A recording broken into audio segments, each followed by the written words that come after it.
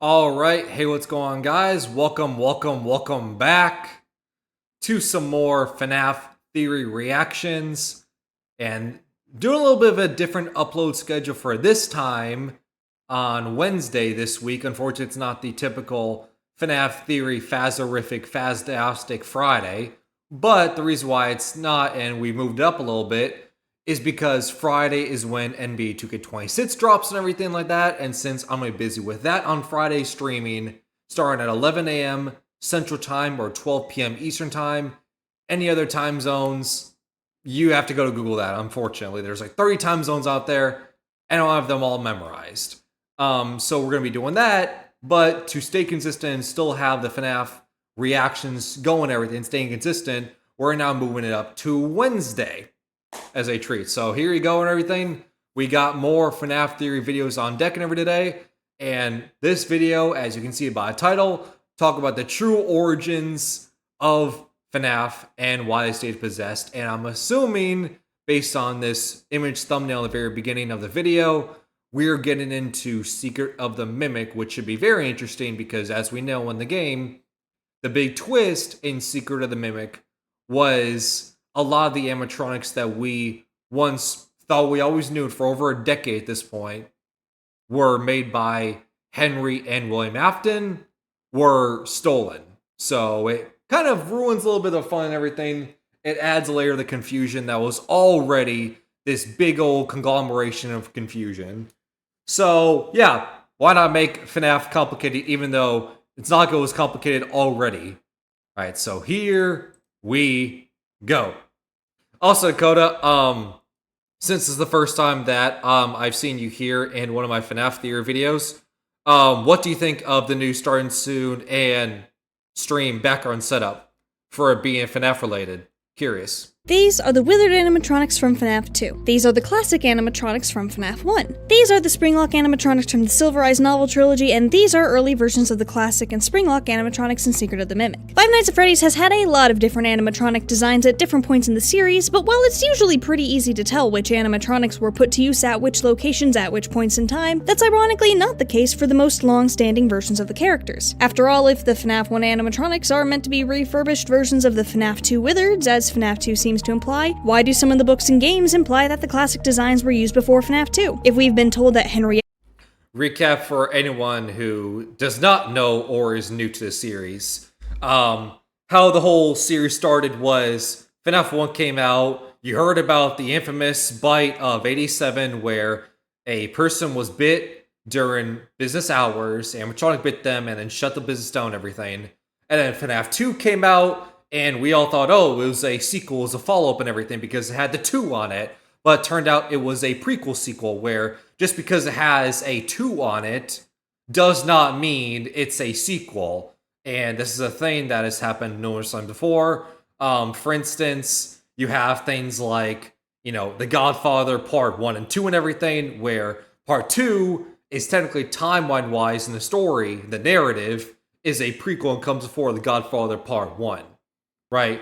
So it turned out FNAF 2 operated in the same light where it was a prequel sequel, but so it technically existed before FNAF 1.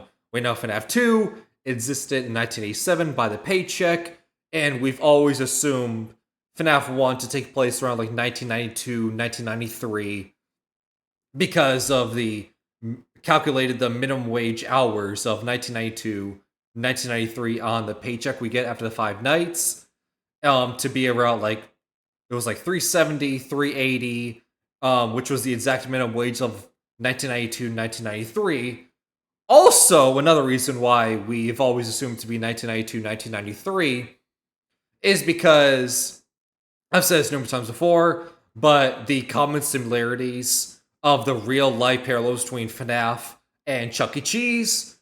The reason why I bring that up is because there was an infamous incident at a Chuck E. Cheese restaurant in, once again, 1992, 1993. One of those years, there was a tragic incident where a disgruntled employee was fired at a Colorado location, and then later that night, he came back to exact his vengeance on his now former employees. So he pulled out a gun and shot the owner, the chef, then 3 other minimum wage employees. 4 of them died. 1 of them lived, and during the court hearing, they were able to testify in court, and he was able to get a death sentence.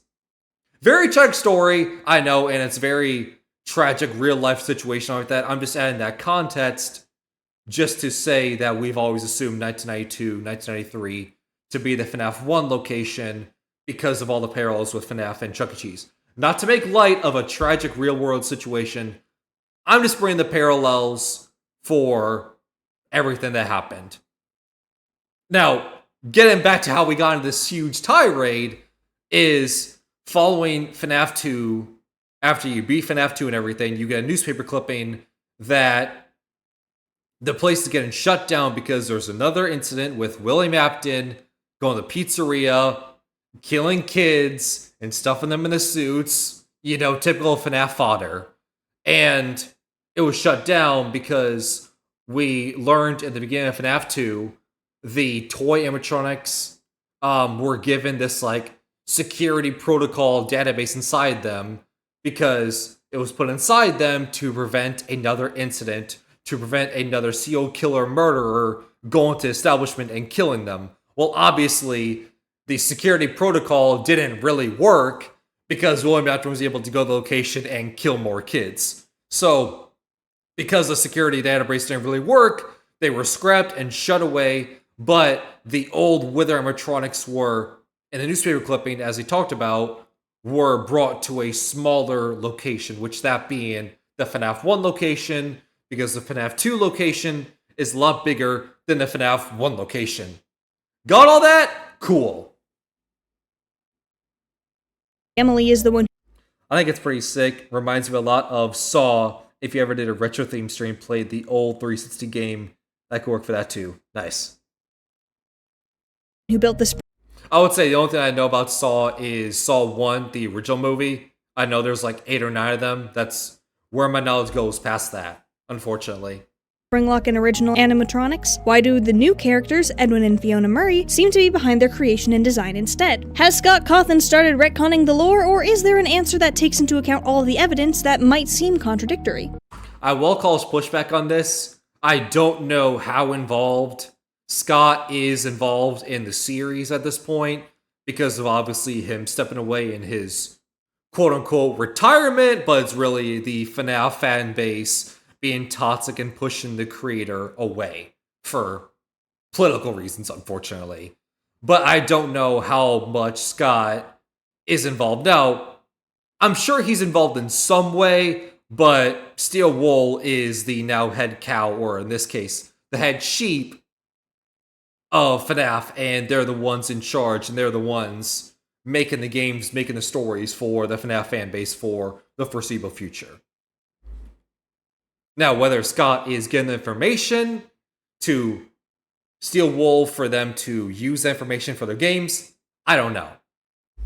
Fortunately, I think I figured out exactly what happened with these animatronics, how everything could work without causing issues for either the new or old information we've received, and how the answer has actually been in plain sight for years. But first, I just want to let you guys know that I've got a new makeshift plushie available as of the public release of the animatronics and characters I'm going to be talking about here the next 3 weeks, so make sure to give it a look while you can. I really hope you guys like it. But back to the topic at hand, I should probably first quickly summarize the context for the animatronics and characters I'm going to be talking about here, especially since the games with some of the information about the relevant animatronics are kind of old at this point. Happy 11th anniversary to FNAF, by the way, and Secret of the Mimic is still recent and less well known. So back when FNAF 1 came out, we were introduced to our main cast of haunted animatronics in what are generally known as their classic designs. We learned that the animatronics are possessed by the spirits of a group of 5 children who were lured into the back of Freddy's by a guy in a mascot costume, which would later be revealed to be William Afton, who killed them and put their bodies into the animatronics, which then started smelling bad because, you know, dead bodies. The bodies weren't found, but people were still put off by the whole situation, and that event is generally referred to as the Missing Children incident. Eventually that Freddy's closed, but Freddy's as—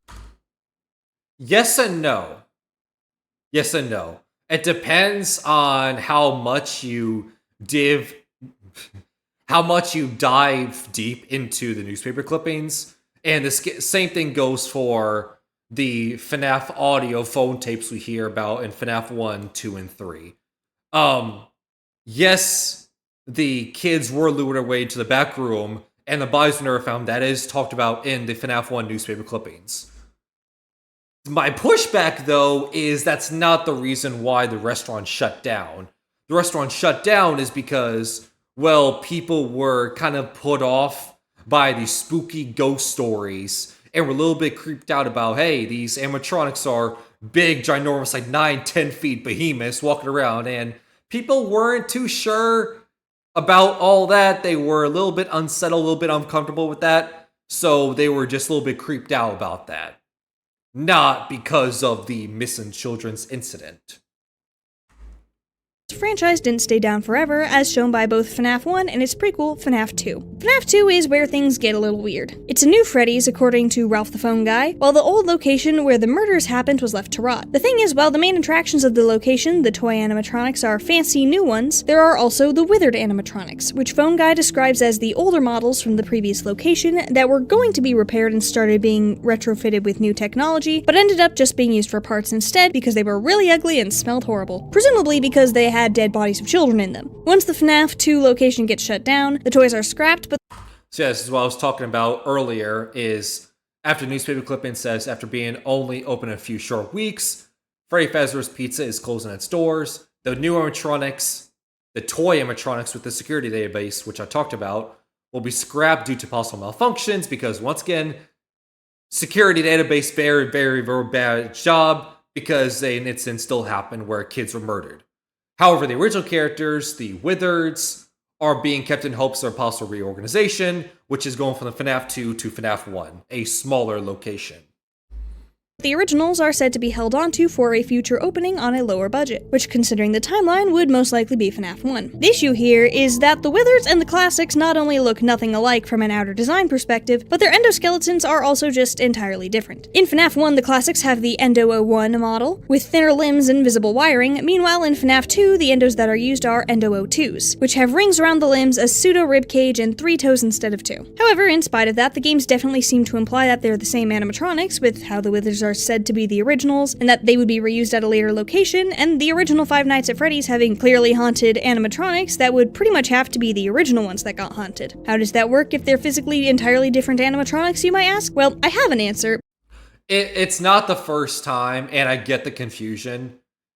This is something that I feel like we just have to accept in the community, and that's one of the reasons why talking about this series, especially a timeline perspective, is so complicated, is because the constant design retcons and issues.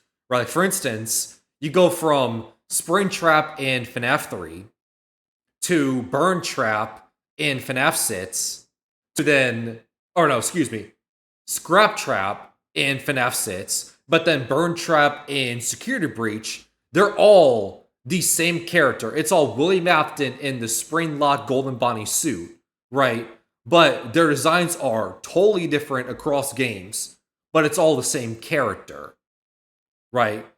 So you kind of just have to move past that at that point, which doesn't make it satisfying? Absolutely not. But once again, think about what series we're talking about here, where there is no clean, satisfying action in the series. You kind of have to squint, and it's that things where it's like, hey, these puzzle pieces don't fit cleanly, and you kind of just have to accept it. But that's going to be after the context, so just hold on to that question for a bit. Either way, there's the location where the missing children incident happened, the animatronics got possessed, presumably ended up as the broken withered animatronics in FNAF 2, and then as the classics in FNAF 1. Other stuff might have happened in there, but we'll get to that later. Then FNAF 3 introduced us to the concept of Springlock suits. There were 2 Springlock suits at Freddy's, Fredbear and Spring Bonnie.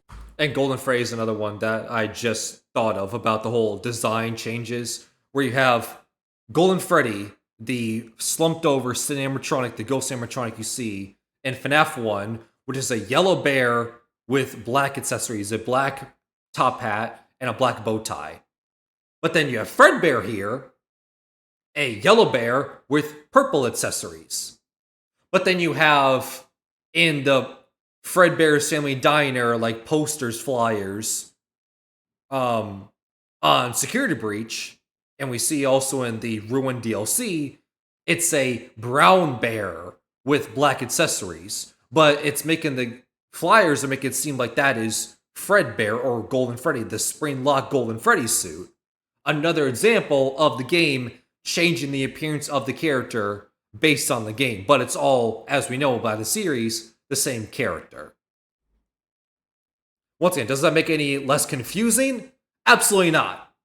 Which could be animatronics or have the animatronic parts held to the sides of the costume by spring locks. If the spring locks were to fail, the parts move back to their original locations regardless of whether or not there was a person inside. This is what happens to William Afton in FNAF 3's Follow Me minigames, where William breaks the animatronics in the FNAF 1 location before getting chased by the spirits of his victims into the spring Bonnie suit. Meanwhile, Fredbear was the predecessor to Golden Freddy, as shown by the similar coloration and design, as well as Golden Freddy in Ultimate Custom Night providing a Fredbear jump scare under certain circumstances. The difference in their appearances can likely be attributed to whatever design modifications happened with the Wizards in the classics, considering there's a Withered and classic iteration of Golden Freddy. Eventually, the Silver Eyes novel trilogy and Pizzeria Simulator game came out and introduced us to Henry Emily. While the Silver Eyes books may be a different continuity from the games, they are still canon in the sense of the overall franchise, and in those books we find out that Henry Emily was William Afton's business partner, and the two of them ran Fredbear's Family Diner and its successor, Freddy Fazbear's Pizza. William was primarily the business-savvy guy, and while he could do animatronics, Henry was the real mastermind behind them, and he created both the Springlock and standard animatronics. Pizzeria Simulator re-emphasizes this when, in a recording in the Insanity ending, Henry talks about small souls trapped in prisons of his making. Since Henry doesn't exactly have a reason to lie about making the animatronics, in a recording that he didn't plan for anyone to listen to, as shown by how listening to it gets the player character chucked into a mental institution to make them seem crazy, this seemed to solidify Henry as the creator of all the early animatronics except for the fun times, which were made by William through Afton Robotics. Then Secret of the Mimic came out and revealed that a new character, Edwin Murray, and his company, Murray's Costume Manor, were working on something called the Fazbear Project in the 70s before Freddy Fazbear's Pizza existed. In the underground research and development portion of the building, there's a prototype of the FNAF 1 location that has springlock models of Fredbear, Bonnie, this random dog guy named Bub, and Monty from Security Breach, as well as prototype models of the classic animatronics with Endo 01 model endoskeletons. Various messages and recordings reveal that Edwin was friends with Henry and probably also William, considering Edwin mentions friends plural at one point, and Edwin and his wife Fiona designed the animatronics found in the Proto-Freddy's location, though it might have been his mimic wife at that point, but who knows. Anyway, while working on the Fazbear project, Edwin made the Springlock suits, only to be told that they were going to be switching to regular animatronics, much to his confusion and dismay, but Fiona then created new character designs that Edwin thought were great, only for Fazbear to come back and show him different, creepier designs that they wanted to use while Edwin was almost done in production, and Edwin refused. Then somewhere along the line, Fazbear Entertainment bought out his failing company after draining all his resources and poaching his employees, which meant they could yoink all the stuff he was working on and use it for whatever they wanted. Understandably, this was pretty shocking considering we've been told for years that Henry is the one who made the animatronics, only for Secret of the Mimic to come in and seemingly say that Edwin and Fiona were the ones who did it instead, which, considering Scott Cawthon is listed as the writer of Secret of the Mimic, seems a bit weird since in a Reddit post he made a bit before Pizzeria Simulator came out, he mentioned not retconning things on a whim out of respect for the fanbase. To be fair, the usage of retcon is most likely referring to contradicting additions to the lore rather than just new lore that changes our perspective of things, which is technically the actual definition of the word, but based on Scott's usage of the term, it seems to be referring to the contradictions.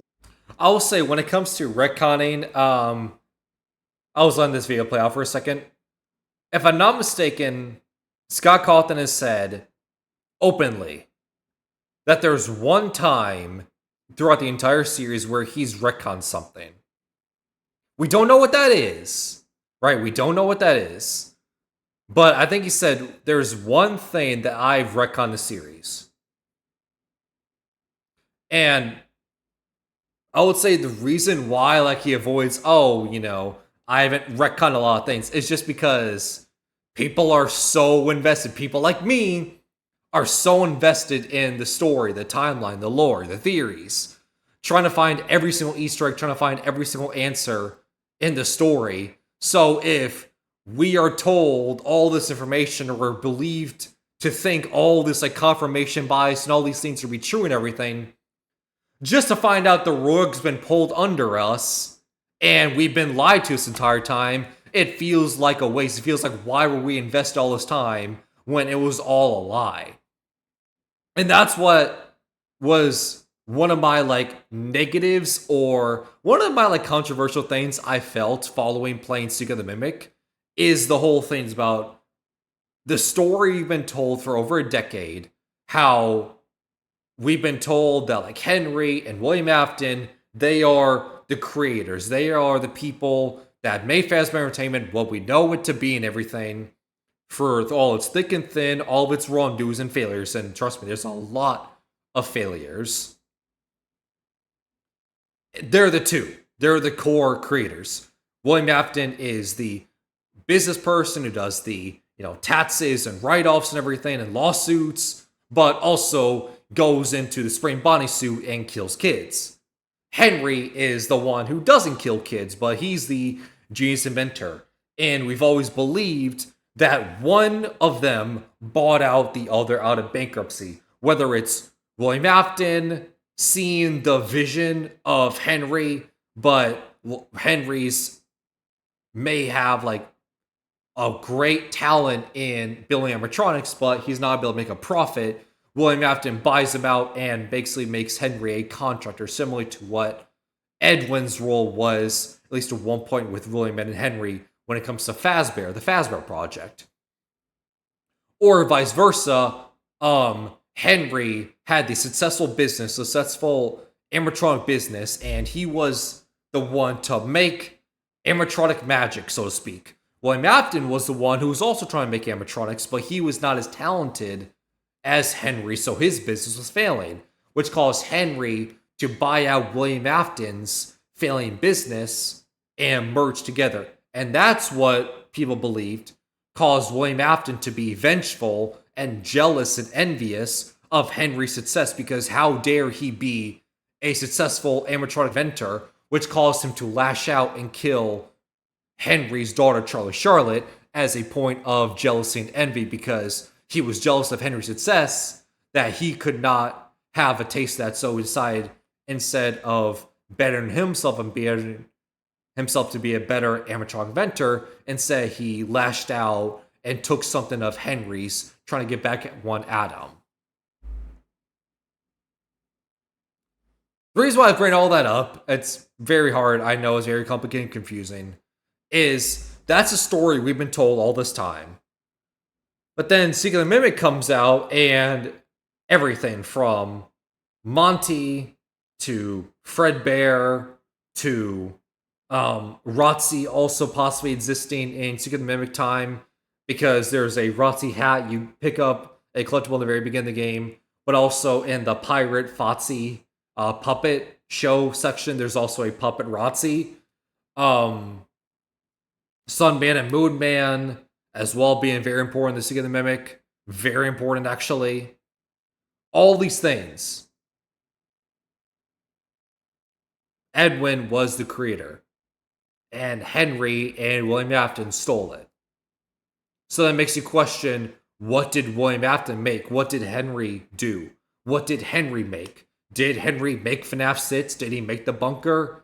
Was that his goal? Or was it another thing that Edwin made, but Fazbear Entertainment stole and made it what their own, including the FNAF 6 bunker? Kind of takes away that whole pressure and that iconic Henry speech in FNAF 6 if he was not the one to do it. Right? So, following the game and everything, this was a negative and nitpick I had and everything, where I'm like, I'm very curious how the community is going to take this. Us finding out that Edwin was the one who made everything, not Henry and William Afton, which is what we've been told from the very beginning of time. Because there have been a lot of things with each game that have come out that have changed our perspective on things, but that's besides the point. While I know a lot of people think Scott does retcon the lore in terms of contradicting stuff that's already established, I prefer to take Scott at his word that he doesn't retcon things on a whim, because if he does actually put a bunch of stuff to contradict just because he feels like it, that would mean pretty much everything in the franchise can't be trusted at all, which would make theorizing kind of pointless. Yes, and also one more point I just thought of while I was on that huge tangent, but going back to the whole point about Scott retconning things and keeping things consistent, he's also made it clear in Reddit posts in the past where sometimes the intentions for a game are not clear, so he makes a point in the very next game as like an Easter egg of what his original intentions were. For instance, in FNAF 4, one of the biggest of, FNAF 4, the entire thing is confusing. But one of the biggest questions following the release of FNAF 4 was, what year did the game take place? Was it 1983? Because when the FNAF 4 Crying Child goes up to the TV screen and the Fredbear Friends show plays, and it says the year 1983. But following night 5, the FNAF 4 Crying Child is shoved in the mouth of Fredbear and he's bitten, and that at one point we all as a fan base thought that was the bite of 87, because that was the first time in the series we saw someone actually get bit on screen ever since we heard about it in the FNAF 1 tapes all the way in night 1 of FNAF 1. And Scott made it very clear of what year FNAF 4 took place, because in Sister Location, in the secret entered boss fight room in night 5, you type in the code 1983, and the camera goes from being blurry static to actually showing picture, aka clearing up the misconception of what year did FNAF 4 take place, 1983. Fortunately, I think there's an explanation for this supposed contradiction that keeps Henry's claims of creating the animatronics intact while accounting for Edwin's contributions, but also explains some of the more confusing parts of how and why the Freddy's gang changed over time while still retaining their haunted status. Between the classics, Wizards, and Springlock animatronics, the Springlocks are probably the easiest to explain. After all, we have some good evidence that the Springlock animatronics were made by both Edwin and Henry, with Henry probably being the one to create the initial designs. For one thing, when talking about how Hen sent a change order about switching from Springlock suits to normal animatronics, Edwin mentions that it would be easier to keep using the Springlocks and just hire some teens to wear the suits like we always do. The usage of we implies that there's some sort of collaborative effort or joint creatorship and usage between Henry and Edwin on the Springlock suits. On top of this, while most of the blueprints for various animatronics and costumes that can be found around the costume manor have MCM branding on them, there's one that doesn't for a more basic version of the Captain Springlock suit that's used in the Foxy Puppet Show. I think that this shows that someone unaffiliated with Murray's costume manor was most likely the source of this blueprint and the original Springlock suit designs. As such, it stands to reason that Henry's probably the source of this blueprint when we account for other canon material indicating him as a Springlock suit creator. Since he and Edwin were friends on a nickname basis, and Fazbear clearly hired MCM to do work for them, I think it would make a lot of sense for Henry to share those blueprints with Edwin so that he would be able to help develop the Springlock suits and characters for use in Fazbear locations. After all, William and Henry building every single thing for every single location as the business expanded while also running Fredbear's and getting ready for Freddy's to open wouldn't be super realistic. But what's to say this joint effort still didn't result in Edwin building the animatronics for Freddy's? Well, for one thing, the Springlock suits in Secret of the Mimic don't operate the same way as the ones that Henry presumably built for Freddy's. FNAF 3 establishes that the suits at Freddy's work by using a hand crank to push the animatronic parts to the sides of the suit, which I think could be what this little doohickey on the Captain Springlock blueprint is. However, the fancy Captain suit that we see in Secret of the Mimic instead needs to be energized before it can be worn. Something interesting that we're essentially told through Secret of the Mimic is that Edwin created new Springlock suits that were safer to wear. There's a message from Fiona to Edwin where she talks about one of her costumers nearly losing a hand to the new suit design when he spilled soda on the mechanisms, and presumably some point later, Edwin sends her a message about new Springlocks that work well even with water damage. I think these are both pieces of It's very interesting because we know the main downside of Springlock suits is any moisture gets on the Springlocks and they snap shut. That's why, for instance, in FNAF 3, the whole William Afton jumping into the Spring Bonnie suit and you see him getting skewered, right? That's the reason. It's because it was raining. The roofs were caving in. It was a wreck and everything. The rain, water, moisture got into the Spring Bonnie suit, into the Springlocks, and it caused them to snap shut. Also, in FNAF 4, when the FNAF 4 Crying Child was shoved in the mouth of Fredbear, him trying to wiggle out of the mouth of Fredbear with the tears got into the Springlocks, snapping the jaws on the head.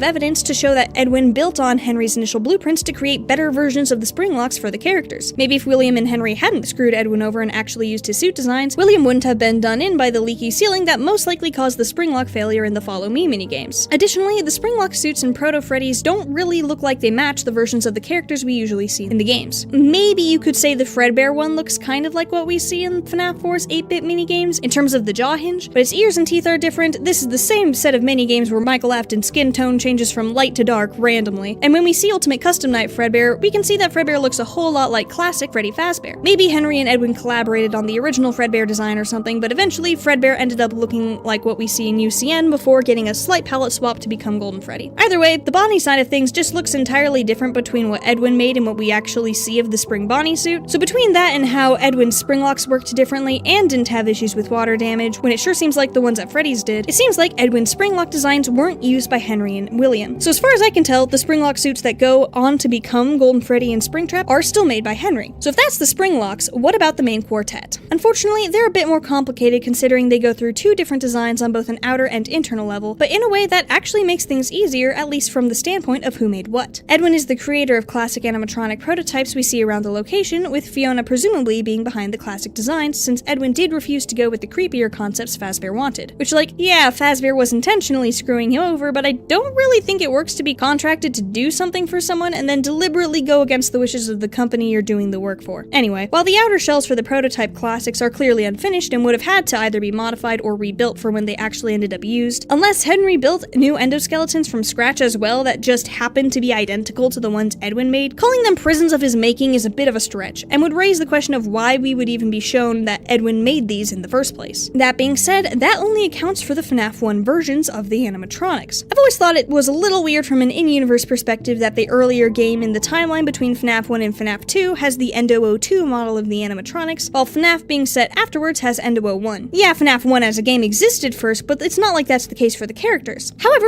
that numbering system would make a lot more sense if Edwin first made the Endo 01 models, then Henry made the Endo 02s afterwards, along with the creepier designs that were probably the Wizards. There is an Endo 02 foot on a shelf in Edwin's house, which I point out for the sake of being thorough here, but my thought here is that it's probably kind of like the Springlock blueprints. All it is a single foot, and the actual animatronics that got made don't match, so I think it could be a case where Henry might have provided stuff as reference materials. Or maybe Henry just stole a singular foot for whatever reason, or this could be around as a prop model that Steel Wool took from a previous game, but both of those feel less likely to me. Either way, if the Wither designs and the Endo 02 models were the ones Fazbear wanted to use, and Edwin refused to change what he had because he liked Fiona's designs, which had been fully approved up until the final phases of construction, it would make sense at first glance that after Edwin and MCM went under, Henry just fully built functional versions of the withered animatronics, endoskeletons, and designs, and used those instead. Those get possessed, eventually become the classics after FNAF 2 because the withereds were broken, and voila, Henry's creations become the haunted FNAF 1 animatronics. However, I did say at first glance for a reason. As nice as it would be to just neatly separate things like that, there are a lot of indications that the first designs used at Freddy's were in fact the classics. FNAF 2 has end-of-night cutscenes called Dreams in the Files that show the classic animatronics, Golden Freddy and the puppet, presumably as flashbacks to when the animatronics got possessed after the missing children incident, and the puppet was involved with giving them life. Additionally, in the FNAF 1 prequel book, the week before, Phone Guy's narration mentions, in relation to Freddy, that he's glad to see they restored the vintage animatronic with his classic look, implying that the original look of Freddy matched FNAF 1. Plus, as much as I think Into the Pit is its own sort of spin-off timeline, which I talk about more in a previous video of mine, it is still technically canon in the sense of FNAF as a whole, and is based on a book series that Scott Cawthon said would fill in some of the blanks to the lore. And it shows the classic animatronics as the ones that existed in 1985 when the missing children incident happened. Memory distortion shenanigans or not, we can't see the outline for the Waller of the classics that we see in the 85 version of the pizzeria while in the present, and just blaming everything on memory distortion feels kind of like a cop-out. They could have made them the Wizards if they were meant to be the Wizards, but they didn't. This, of course, leads to the awkward situation of the Murray versions of the animatronics seeming to be the ones that get possessed. And yeah, Henry might have messed with them and finished creating the costumes, but Prisons of My Making feels like taking way too much credit, unless it wasn't the Murray designs after all. At least not entirely. In order for Henry to not be lying, and I don't think he is, he needs to have built the original animatronics that get possessed. Additionally, those animatronics need to somehow stay possessed throughout FNAF 2 and FNAF 1, despite having both their endoskeletons and outer casings switched out entirely between those two games. And the thing is, we've actually been shown how that might work. In Into the Pit, there are various endoskeletons that show up during the game, and when I saw them for the first time, I assumed they were Springlock endos because there was a kid trapped inside one. The thing is, this isn't a Springlock endoskeleton. This is an Endo 02. All of the endoskeletons are Endo 02s. They've got 6 ribs, the 3-toed feet, the bands around the arms. The only place where Endo 01 is depicted is in the sketchbook that Oswald gets from Gabrielle, who got it from either her grandpa or uncle, depending on which in-game text you decide to believe. Which begs the question, why would the 85 Freddys have so many Endo 02 models if the classics were the ones being used? Well, recently, a trailer for the FNAF 2 movie came out, and one set of clips that stood out to me was the one where we see Mike's sister Abby movie building a small robot that turns out to be a miniature classic Chica. The thing is, while this Chica's endoskeleton for the most part seems to be mostly its own thing with gaps between pieces in the upper arms and a battery pack in the torso instead of what you'd expect from a life-size animatronic, Chica's hands aren't the Endo 01 model, they're Endo 02s. The FNAF movie might not be the same timeline as the games, but for there to be an Endo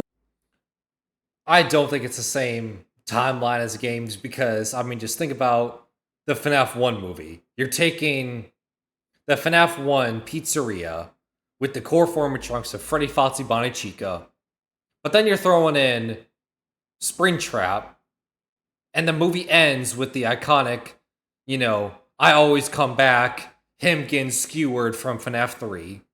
Then you have Vanessa from Security Breach. Then you have a Balloon Boy appearance, and then the movie ends with the end credits with a puppet Easter egg. So how does this all fit and everything?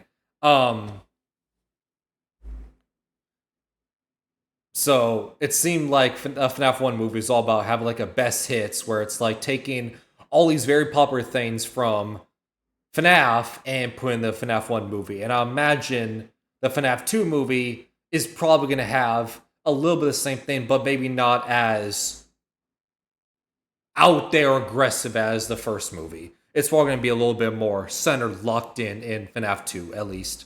That's my interpretation. But then again, movie's out for 3 more months, and I've not seen a movie yet, but I am looking forward to it. And of course, any trailers, any teasers, any other information we get about FNAF 2, I will be talking about it. Especially in this setting now that we have a FNAF 2 theme starting in end screen.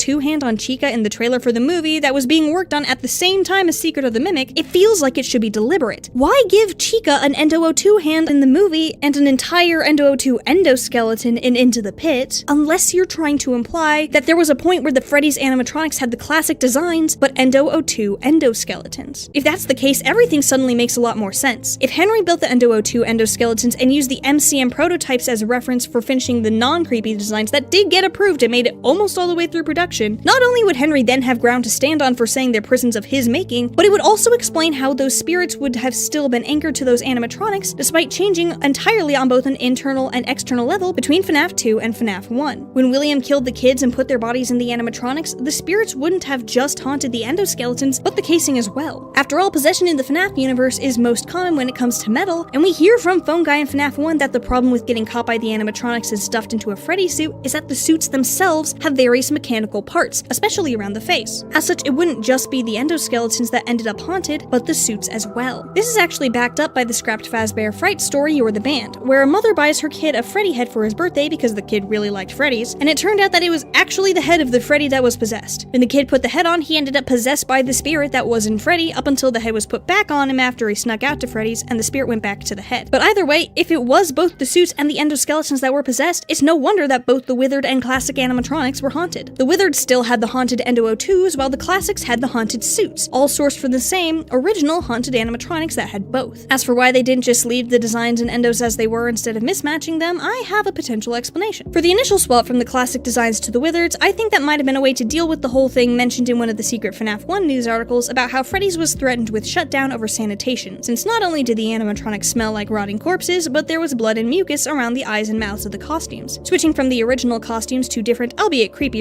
Withered design concepts that Fazbear had from when they sent them off to Edwin would have been a way to try and deal with the problem. This would mean that the costumes got taken off the animatronics, which would reveal the kids' bodies, but honestly, I don't think that would actually change anything. After all, it doesn't seem like the bodies are there as of FNAF 2 or FNAF 1, so they would have been taken out at some point.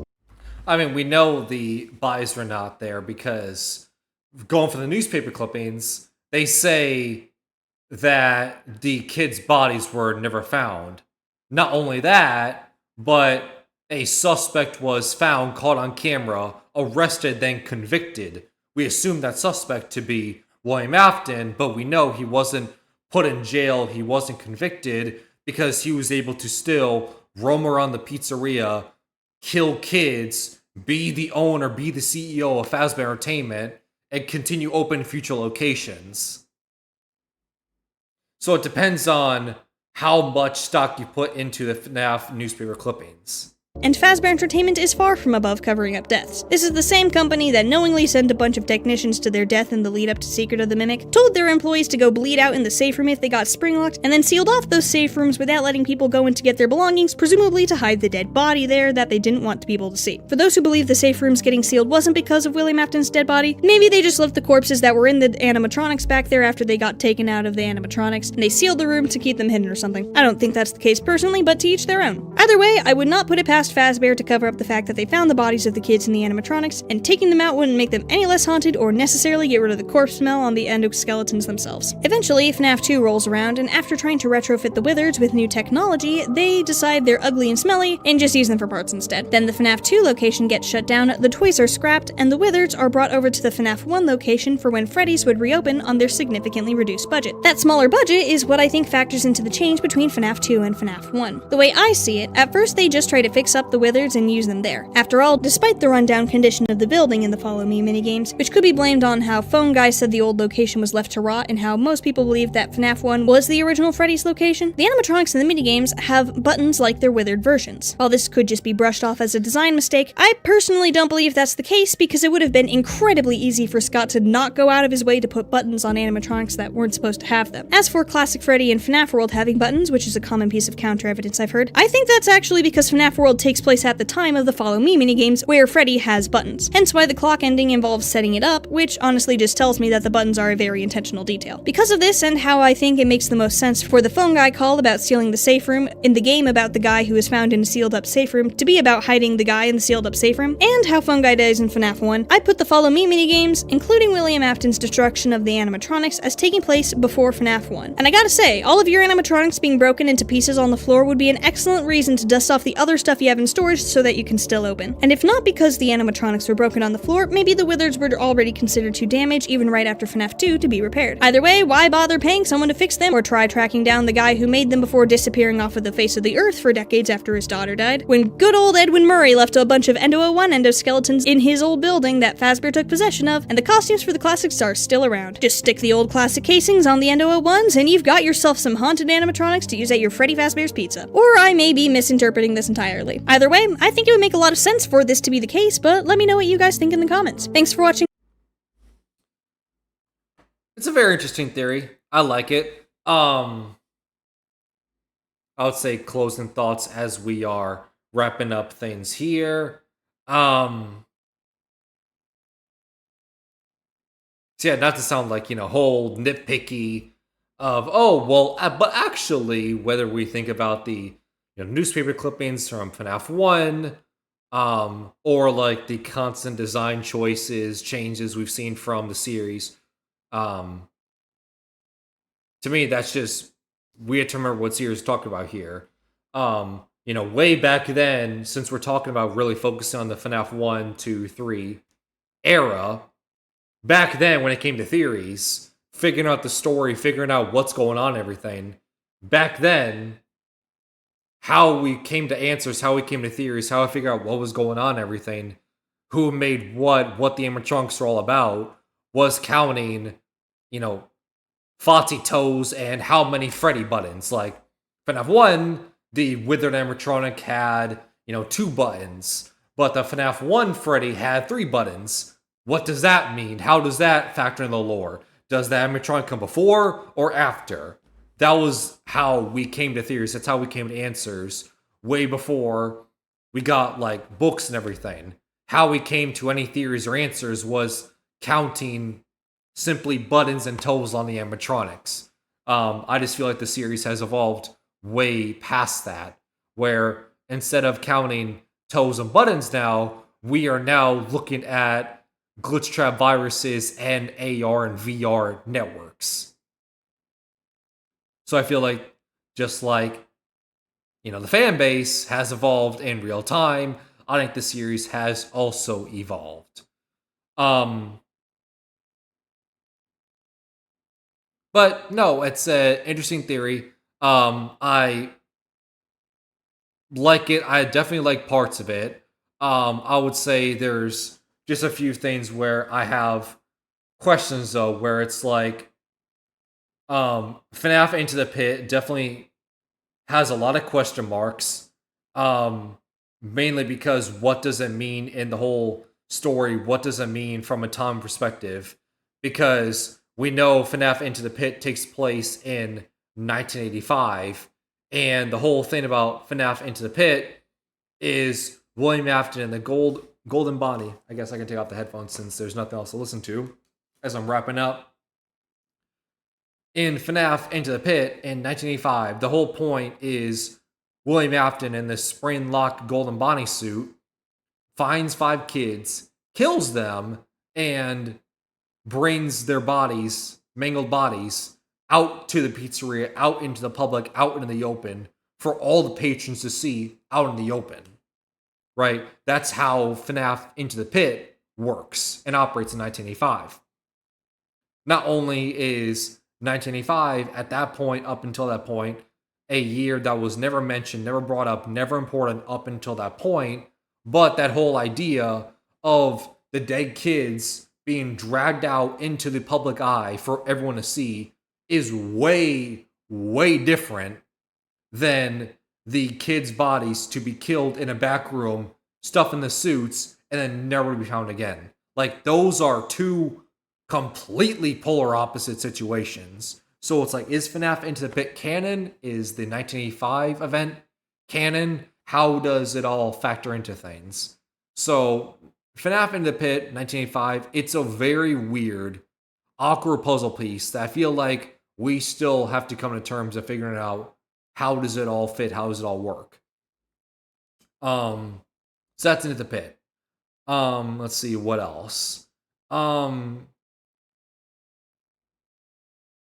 I would say when it comes to the whole spring lock animatronics, like we see in the secret night after you activate parachute.exe, where you're down in the pizzeria, seeing the spring lock Fredbear suit, seeing the spring Bonnie suit, seeing the Monty suit, and seeing the Bub, which I don't know is a reference to the infamous dog Easter egg animatronic ever since FNAF 1. There's always been a slight theory, slight Easter egg that there was a secret dog animatronic, and Scott Cawthon said no, there was no dog animatronic named Sparky, which is why in the FNAF 1 movie, where Matt Pat does the iconic cameo, it's the Sparky's Diner. That's what the Sparky's reference is Sparky is the name of the infamous dog animatronic that has been popular roam around.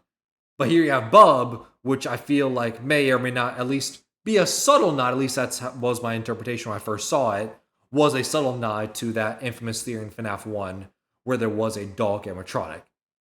Question is how does that all fit then? So did Edwin make the spring locks? Was it Henry? Was it William? Because I feel like at this point in the series, now that there's FNAF 1, 2, 3, 4, Sister Location, FNAF Sits, Custom Night, FNAF VR Help Wanted 1 and 2, Security Breach, Seek of the Mimic, Into the Pit, and Ultimate Custom Night, and I'm including FNAF World as well, 14 games in the series.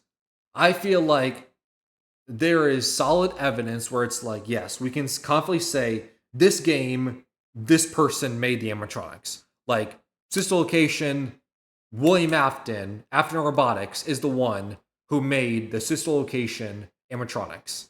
The Baby, Ballora, Funtime Freddy, Funtime Foxy, that was made by Afton Robotics. And the whole goal of the Funtime animatronics was to use the sound illusion disc, the other lore mechanisms to lure kids and encapsulate them, capture them, scoop them out, harvest their remnant to lead to William Afton's goal of immortality. So, Sister Location, 100% built by William. Then you have FNAF Sits, which we have believed FNAF Sits Pizzeria Simulator, not only the Sister Location, the Pizzeria Simulator bunker, the actual location, but also all the animatronics we see in FNAF Sits, was made by Henry. Right, I feel like that's a pretty solid understanding, and people believe that. Right? So you have like those where it's like, yes, definitively this person made this animatronic from this game, and then Henry with FNAF 6. But then you start to stretch things, and then it starts to get confusing with the Springlock suits, like Golden Freddy, Golden Bonnie, which we first see in Fredbear's Family Diner, in this like prototype area in Secret of the Mimic. So was it Edwin who made the Springlocks? Were they just a prototype, and then after Edwin had a little bit of falling off with William Afton and Henry because, well, they kind of poached his entire company, Fazbear Entertainment stole his technology and then made the Springlocks, the Golden Freddy, Golden Bonnie, made it their own, what we would later see in Fredbear's Family Diner? Maybe? In the same token, though, is that also what happened with, like, we see the Monty Springlock suit as well? Did the same thing happen where Edwin had the foundation idea of an alligator animatronic, but then 2030, which is like 50, 60 years later after Secret of the Mimic takes place, Fazbear Entertainment makes an actual alligator animatronic using Edwin as the foundation, and that's how we get Monty from Security Breach. I don't know. It's all confusing. In case this series was not already confusing enough, and every few months, at the very minimum, every year, we have a new FNAF timeline where it's like, all right, 2025, this is the new FNAF timeline, the new latest information about FNAF, latest timeline. Let's see where the series stands at this point. But then, by the end of the year, things are already changing and things are already retconned. But such is life, as taken up over 10, 11 years of being consumed by every piece of media in this franchise.